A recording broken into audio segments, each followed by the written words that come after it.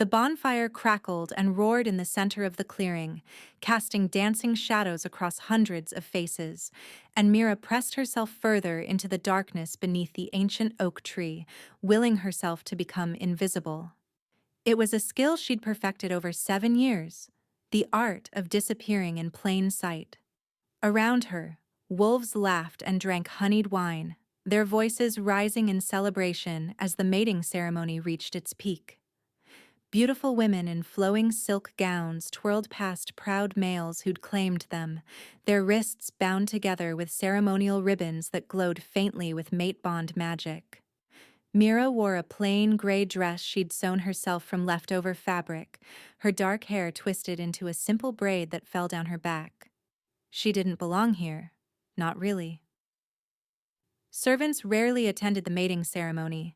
They were too busy cooking, cleaning, serving.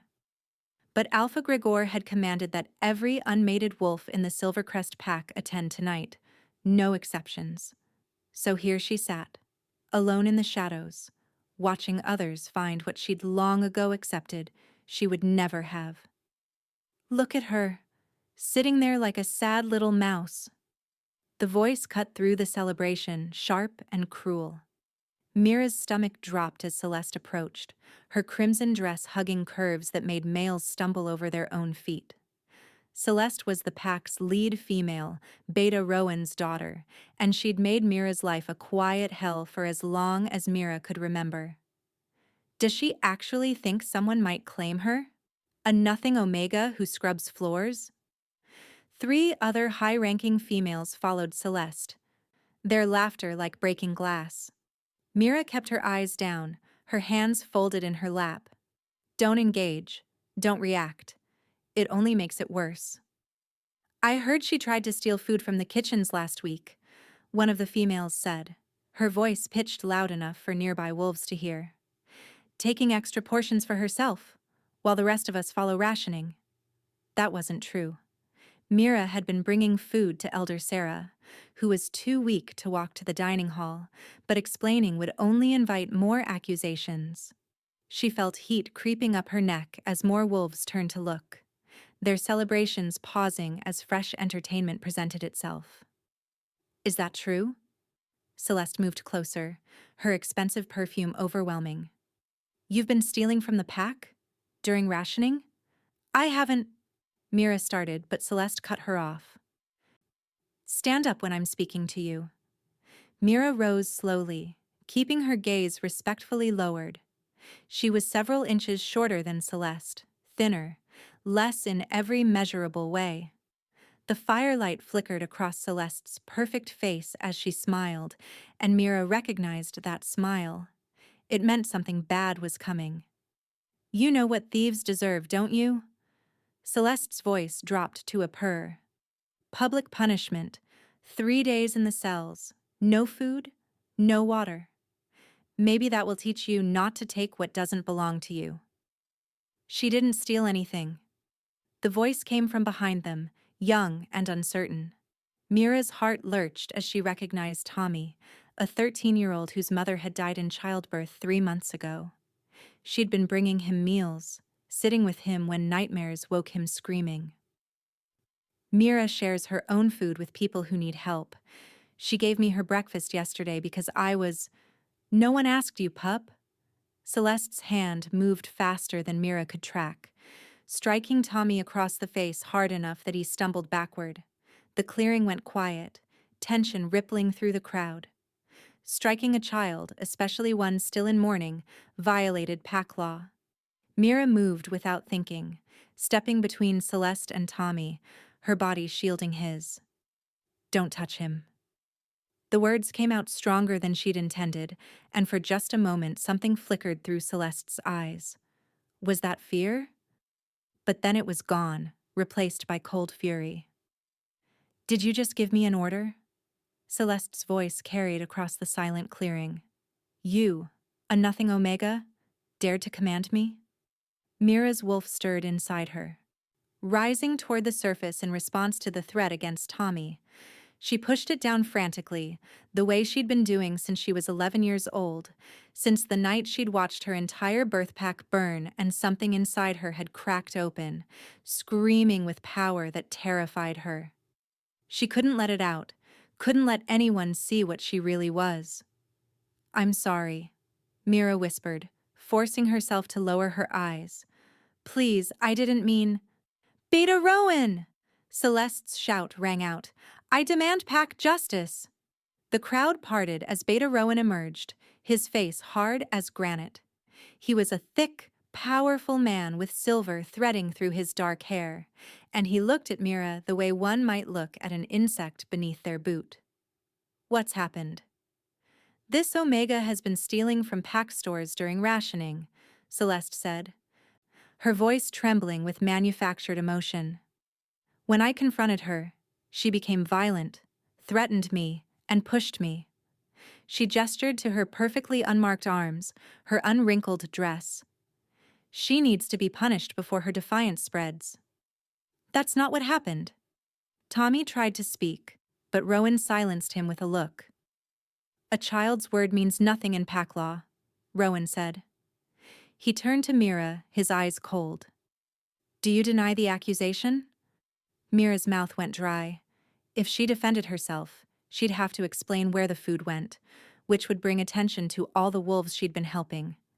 Elder Sarah, Tommy, the widow with 3 children whose mate died in last month's rogue attack, the injured patrol wolf recovering in the healing house. They'd all be questioned, possibly punished for accepting help from someone so low-ranked. Mira's voice failed.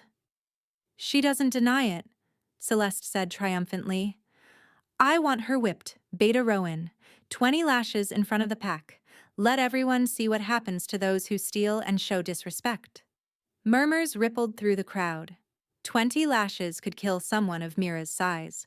But pack law was clear. If an Omega couldn't defend herself against accusations, punishment was the accuser's right to determine. Beta Rowan has no authority to order such punishment. The voice came from the darkness beyond the firelight, deep and resonant, and every wolf in the clearing immediately went still. Mira felt the air pressure change, felt something ancient and powerful approaching, and her wolf suddenly stopped fighting her. Instead, going completely silent in a way that sent chills down her spine. The crowd parted like water as he emerged from the shadows. Mira had seen Alpha Theron Blackridge from a distance before. Everyone in the 5 territories had heard of him.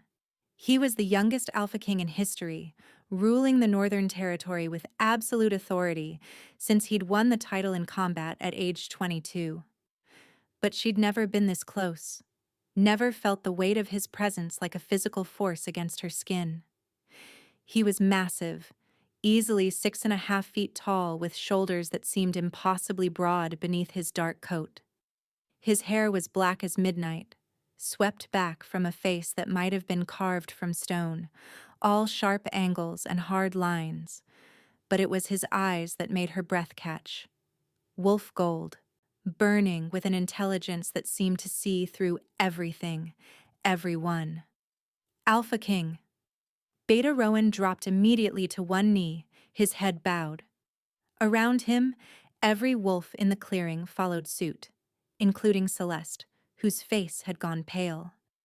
Everyone except Mira, who stood frozen, her mind blank with shock.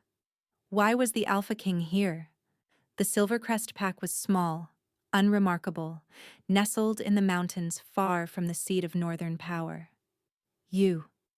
Those gold eyes fixed on her, and Mira felt her knees go weak. "Come here." Her body moved before her mind could process the command, her feet carrying her forward until she stood before him. Up close, he was even more overwhelming, his scent washing over her like cedar smoke and winter storms, his presence making her wolf whine softly inside her chest. "What's your name?" His voice was quieter now, almost gentle, and she watched in fascination as he lowered himself slightly, bringing his face closer to her level. Mira, Alpha King." Her voice came out barely above a whisper. "Mira." He said it slowly, as if tasting the syllables. And what crime have you committed that warrants 20 lashes? She stole food during rationing, Alpha King. Celeste spoke up, her voice sugary sweet despite her obvious nervousness. And when I confronted her, she became violent and threatening. Pack law allows... I asked her. The words were quiet, but they hit like a physical blow. Celeste went silent immediately, lowering her head. Theron's eyes never left Mira's face. Tell me what happened. The truth. Something about the way he said it. The absolute certainty in his voice that she would tell him the truth made Mira's carefully constructed walls crack just a little. I brought extra food to pack members who were struggling, she admitted softly. Elder Sarah can't walk to meals. Tommy's mother died and he's not eating enough. There are others. I didn't steal. I used my own rations and whatever I could save from kitchen work. But I understand if that still violates. Did you threaten this female? Theron interrupted, gesturing toward Celeste without looking at her. No, Alpha King. She struck Tommy and I stepped between them. That's all. Theron was quiet for a long moment, his golden eyes studying her face with an intensity that made her want to look away, but somehow she couldn't. Finally, he turned to face the crowd, his voice carrying across the clearing. The accusations are dismissed. This Omega acted with honor, protecting a child and caring for vulnerable pack members. He paused, letting that sink in. Any wolf who brings false charges against another will face punishment in their place. 20 lashes, publicly administered. Celeste made a strangled sound. But Alpha King, I didn't know. You didn't know because you didn't care to know. His voice was ice. You saw an opportunity to hurt someone weaker than you and you took it. Be grateful I'm only ordering lashes instead of exile. The clearing erupted in whispers, shock rippling through the assembled wolves. Beta Rowan's face had gone red, his jaw clenched, but he didn't dare speak against an Alpha King's ruling.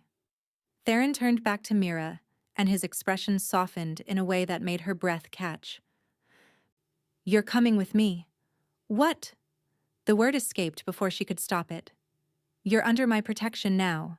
He said it simply, as if it were already decided. Then, louder, addressing the pack. This Omega is mine. Anyone who touches her, threatens her, or disrespects her in any way will answer to me personally. The world seemed to tilt. Mira stared up at him, her mind unable to process what she'd just heard. His? What did that mean? Protector status? Some kind of royal favor? It couldn't mean... But then his hand came up, his fingers brushing her jaw with impossible gentleness, tilting her face toward his. His thumb traced across her cheekbone, and she felt pack bonds she hadn't even known existed suddenly snap into sharp relief, glowing lines of connection between her and every wolf in the clearing. But one bond blazed brighter than all the others, golden and unbreakable, running directly from her chest to his. Mate bond. No, Mira breathed, terror flooding through her. No, that's not possible. I'm nobody. I'm just... mine. His voice was rough now, his wolf rising behind his eyes. You're mine, Mira. You've been mine since the moment I first saw you 2 years ago. 2 years? Her mind reeled. She'd never even spoken to him before tonight. How could he have... I came to this territory on border business, Theron continued, his thumb still tracing slow circles on her skin. I saw you in the healing house, tending to an injured child. You sang to him while you worked. Something soft and old. Your kindness drew me like a beacon. His eyes held hers, fierce and possessive. I've been watching you since then, waiting for you to be ready. Ready for what? The question came out shaky. To be claimed. His hand slid from her jaw to the back of her neck, his grip firm but careful. To stand at my side as Luna Queen, to stop hiding what you are. Ice flooded her veins. I don't know what you... Yes, you do. He leaned closer, his voice dropping to a whisper only she could hear. I can feel your power, little mate. It's why you've been so careful all these years, why you make yourself small and invisible. You're terrified of what you are, of what you can do. His forehead nearly touched hers. But I'm not. I've been waiting for you to trust me enough to let me protect you, to let me see all of you. Mira's breath came in short gasps. This couldn't be happening. She'd spent 7 years building walls, hiding, making sure no one ever looked too closely. And now the most powerful alpha in the north was standing in front of hundreds of wolves, claiming her, seeing through every defense she'd ever constructed. I can't, she whispered. You don't understand. I'm dangerous. What's inside me, it's wrong, it's extraordinary, he finished. You're extraordinary, Mira, and you're done pretending otherwise. Mate bonds can be rejected. Beta Rowan's voice cut through the moment, hard and challenging. The Omega has the right to refuse the claim. Given the Alpha King's status and power, no one would blame her for being too frightened to accept. It was clever, Mira realized distantly. Rowan was giving her an out while making it seem like Theron was the threat, not the pack that had mistreated her for years. Theron's jaw tightened. But he didn't look away from Mira. He's right. You can refuse me. I won't force this bond on you. His hand gentled on her neck. But know this. If you accept me, you'll never be invisible again. You'll never have to hide or make yourself small. I'll stand between you and anyone who tries to hurt you. I'll give you the freedom to be exactly what you are. And what am I? Mira asked, the question breaking from somewhere deep inside. Luna Prime. His voice was certain, absolute, descended from the first wolves blessed by the moon goddess herself. Your bloodline is ancient and powerful, and it's been sleeping inside you, waiting for the right moment to wake. The crowd's whispers became a roar. Luna Prime bloodlines were legend. Wolves who could command pack bonds, who could heal with a touch, who blazed so brightly that even the most dominant alphas bowed before them. They hadn't existed in living memory. That's impossible, Mira breathed. My parents were Omegas. I'm nothing special. Your parents protected you, Theron corrected gently. They hid what you were because they knew others would hunt you for your power. But they're gone now, and you're alone, and I'm offering you something they wanted you to have. His thumb brushed across her pulse point. A choice. Safety. A mate who sees you. Tears burned behind Mira's eyes. She thought of 7 years of scrubbing floors, of making herself smaller and quieter, of pushing down the power that sometimes made her hands glow faintly in the dark. She thought of Tommy behind her, of Elder Sarah waiting for breakfast, of all the invisible, overlooked wolves she'd been caring for because no one else would. She thought of what it might mean to stop hiding. If I accept, she said slowly, what happens to them? The ones I've been helping? Theron smiled, and it transformed his entire face, making him look younger, almost boyish. They come with us. Anyone you've been protecting joins our pack. I'm not taking you away from them. I'm giving you the power to help them properly. Our pack? Mira repeated. The Blackridge pack. My pack. His hand tightened slightly on her neck. Our pack, if you'll have me. Something inside Mira's chest cracked open, not the terrible power she'd been suppressing, but something warmer, brighter. Hope. Ridiculous, terrifying hope. I don't know how to be a Luna Queen, she whispered. Good thing you'll have centuries to learn. His smile widened. We're immortal, little mate. Luna Primes don't age once they come into their power. Neither do their mates. He leaned down until his lips nearly brushed her ear. Say yes, Mira. Let me give you everything. She looked past him at the crowd, at Celeste's furious face, at Beta Rowan's calculating expression, at Tommy's hopeful eyes. She thought about the life she'd been living, always afraid, always hiding. She thought about the warmth in Theron's voice when he called her his, the certainty in his touch. She thought about the power sleeping in her bones, waiting. Yes. The word was barely audible, but Theron heard it. His eyes flashed gold, his wolf surging forward, and then his mouth was on hers, claiming her in front of the entire pack. The mate bond snapped fully into place with a rush of sensation that made Mira gasp against his lips, warmth and strength and belonging flooding through her in waves. When he pulled back, his hand came up to her wrist, and she watched in amazement as a ribbon of pure golden light materialized between them, the ceremonial mating bond made visible. But this was different from the faint glowing ribbons she'd seen on other couples. This blazed like captured sunlight, pulsing with power that made nearby wolves step back. Mine, Theron said again, his voice carrying across the clearing. My mate, my Luna, my queen. And then, as if in answer, Mira felt the power she'd been suppressing for so long finally break free. It started in her chest, warm and bright, spreading through her veins like liquid moonlight. Her skin began to glow, soft silver radiance that grew stronger with each heartbeat. Around her, wolves gasped and dropped to their knees, their heads bowing automatically in submission to something ancient and primal.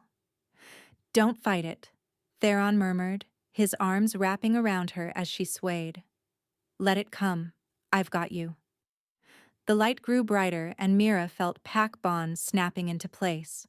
Not just with Theron, but with every wolf in the clearing, golden threads of connection that let her feel their emotions, their loyalty, their sudden overwhelming reverence. She could sense Tommy's joy, Elder Sarah's shock from somewhere in the pack house, even Celeste's bitter envy mixing with reluctant awe. And underneath it all, she felt Theron's presence like an anchor, steady and unshakable, his power rising to meet hers, twining together until she couldn't tell where he ended and she began. When the light finally faded, Mira looked down at her hands and found them marked with silver patterns, ancient symbols that spiraled up her arms, glowing faintly beneath her skin. Luna Prime marks, proof of her bloodline. Beautiful, Theron breathed, his fingers tracing one of the spirals. You're so beautiful.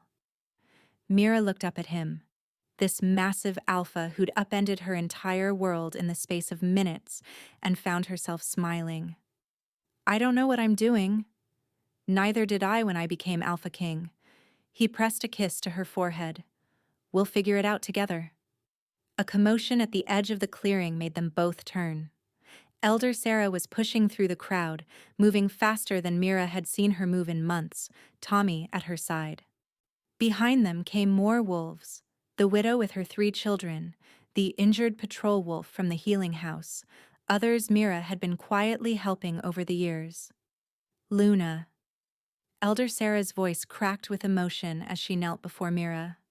We've waited so long for your light to return to us. You knew? Mira asked, stunned. Some of us suspected. The old woman's eyes were wet with tears.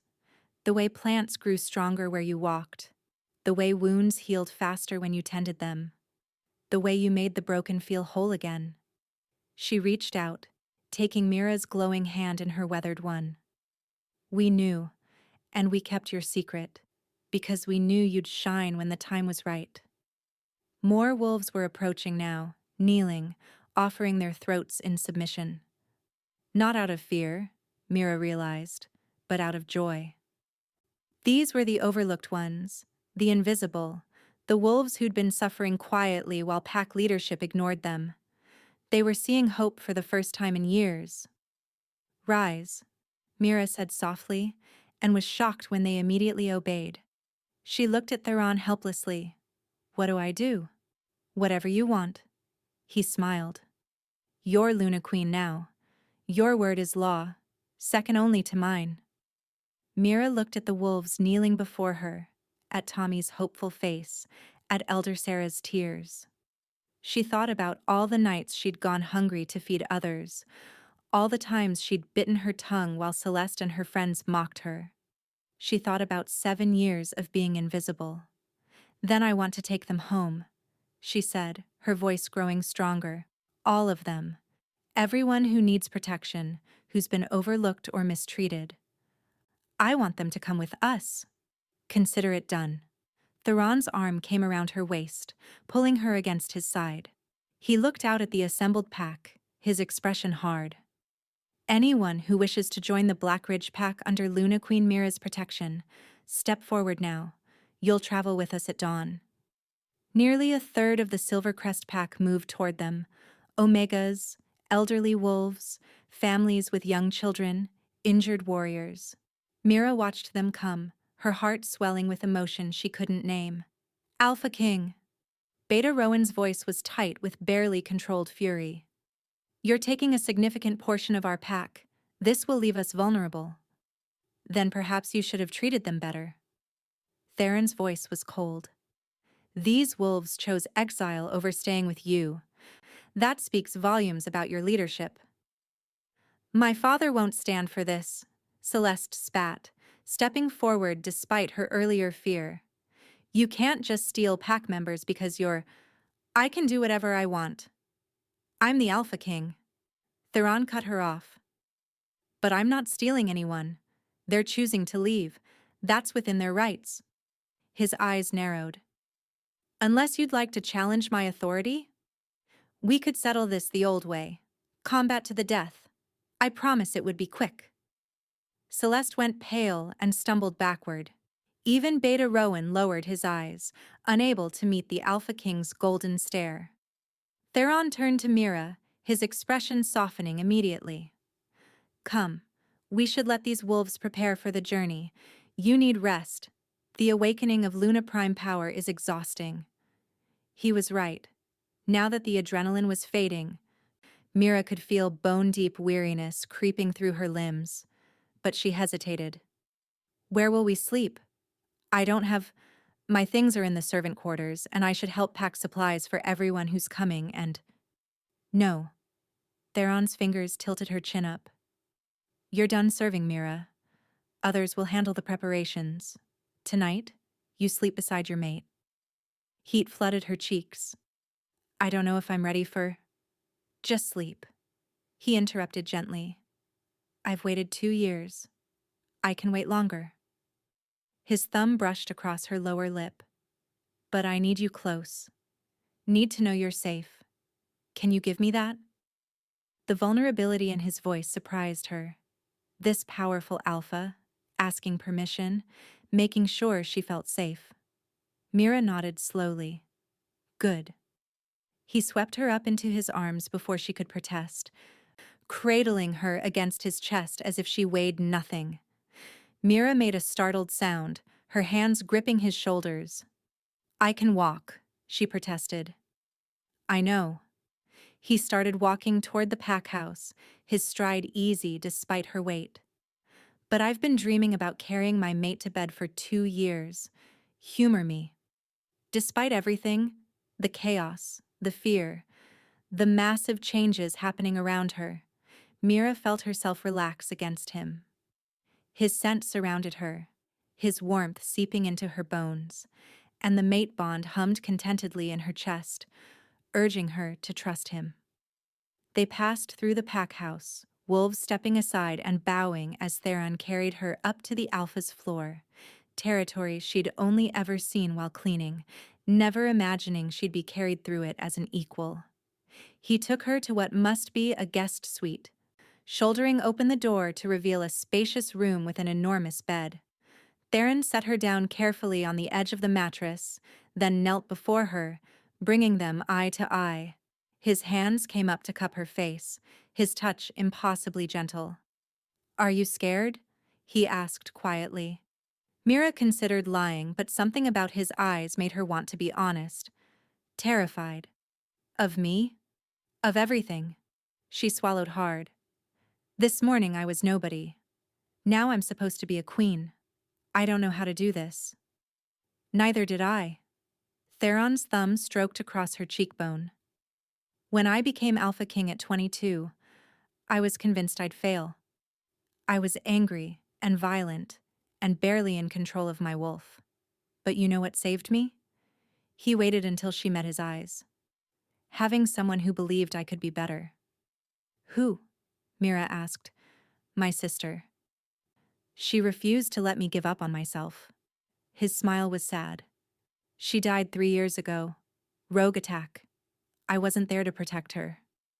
Mira's hand came up to cover his, her heart aching for the pain in his voice. I'm sorry. She made me promise something before she died.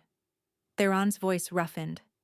Made me swear that when I found my mate, I wouldn't let her feel alone. That I'd be the partner she deserved, not just a powerful alpha who expected submission. His forehead pressed against hers. I intend to keep that promise, Mira. You're not alone in this. Whatever you need to learn, we'll learn together. Tears slipped down Mira's cheeks, and Theron caught them with his thumbs, his expression fierce. I've got you, he murmured. For as long as you'll have me, I've got you. Mira wasn't sure who moved first, but suddenly she was kissing him again, her hands fisted in his shirt, the mate bond singing between them. Theron made a rough sound against her mouth, his arms banding around her, and for the first time in 7 years, Mira let herself stop hiding. When they finally broke apart, both breathing hard, Theron rested his forehead against hers. Sleep, he said, his voice rough. I'll stay right here. I'm not going anywhere.